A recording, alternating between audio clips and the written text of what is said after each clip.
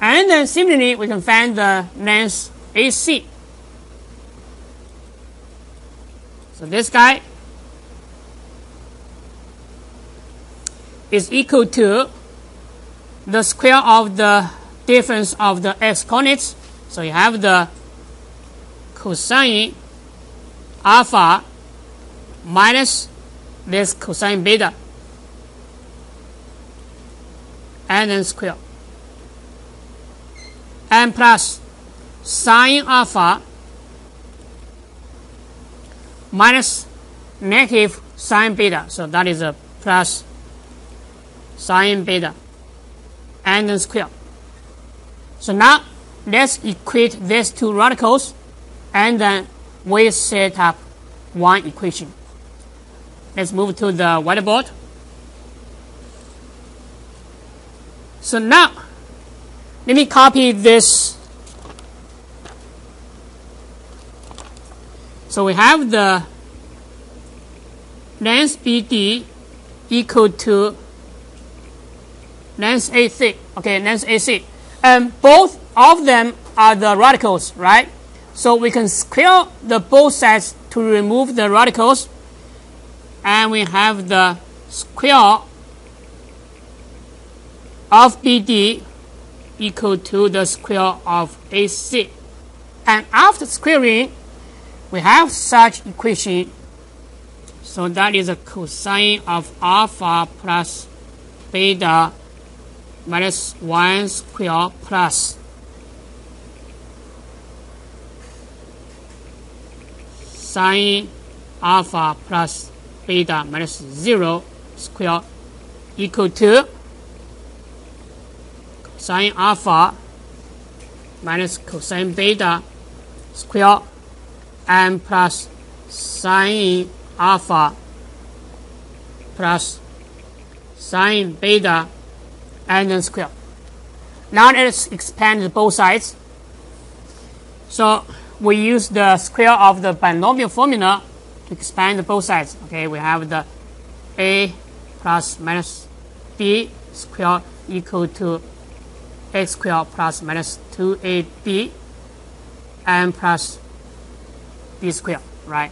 So for this one, we got cosine square of alpha plus beta minus 2 times 1 times cosine alpha plus beta and then plus 1. And then this guy is equal to sine square of alpha plus beta. So this is left side. Then we have the right side. Let me write here. Right side, you have the cosine square alpha minus 2 times cosine alpha cosine beta and plus cosine square beta. And then you have the sine square alpha plus 2 times sine alpha sine beta and plus sine square beta. So now let's first look at the left side. Cosine square alpha plus beta plus the sine square alpha beta is equal to 1, right, by the fundamental identity. So you have the 1 and then plus 1, you have 2. So you have 2 minus 2 times cosine alpha beta. And this is the left hand side. So you have the 2 minus 2 cosine of alpha plus beta. Okay, 1 is from the cosine square plus the sine square, and then plus 1, you got 2. Okay, so this is left side. Now let's look at the right side. So right side, this cosine square alpha plus this sine square alpha, you get 1, right? And then this cosine square beta plus this sine square beta, you got another 1. Okay, and then you have this 2 product, okay, and this guy, right? So you have the plus 2 times sine alpha sine beta minus 2 times cosine alpha cosine beta. So 1 plus 1 is equal to 2. And then we can cancel this 2 and this 2 from the both sides, right? We just subtract the 2 from the both sides. Then we get negative 2 times cosine of alpha plus beta equal to 2 times sine of alpha times sine beta and minus 2 times cosine alpha cosine beta. Now we divide both sides by negative 2. So given side divided by negative 2, we got the cosine of alpha plus beta. And this part divided by negative 2, you got cosine alpha times cosine beta. And this part divided by negative 2, you get minus sine alpha sine beta. And this identity is called the cosine of a sum.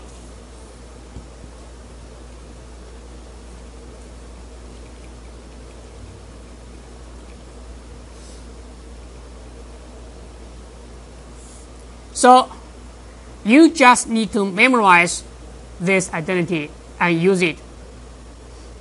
So it's kind of hard to derive this identity, right? It's a long way, but anyway, try to memorize this identity. So now, if we have angle theta equal to alpha beta, and for which we know the exact value of the cosine alpha cosine beta and sine alpha sine beta, and then we can use this identity to find the exact value of the cosine beta. Okay, so that means if you can split one angle as the sum of two angles for which you know the exact value of the cosine and sine, then you can find the exact value of this angle theta. So now let's look at the page 528 and let's look at the example 1. Try this part. So in this example, we need to use the cosine of a sum identity to find the exact value of cosine of the 105 degree. So that means we need to split this 105 degrees as the sum of two angles.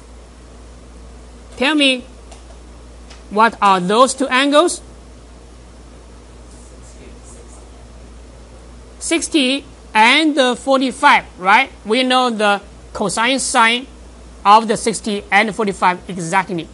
So let's just rewrite this as the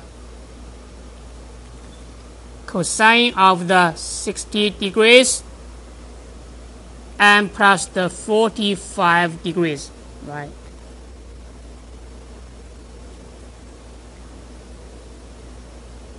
Okay.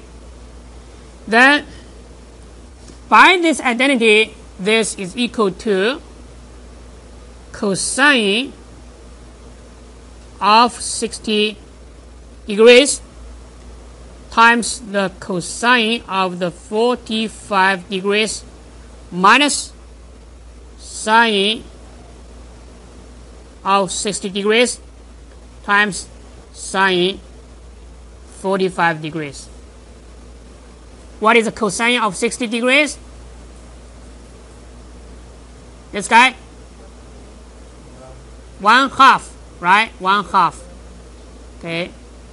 And we know the cosine of the 45 degrees and the sine of the 45 degrees are both equal to root of 2 over 2.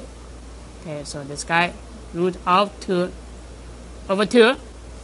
And then if the cosine 60 degrees is equal to 1/2, then we know the sine of 60 degrees is equal to root of 3 over 2, right? And then times root of 2 over 2. And then it's simplified. So the first one is root of 2 over 4.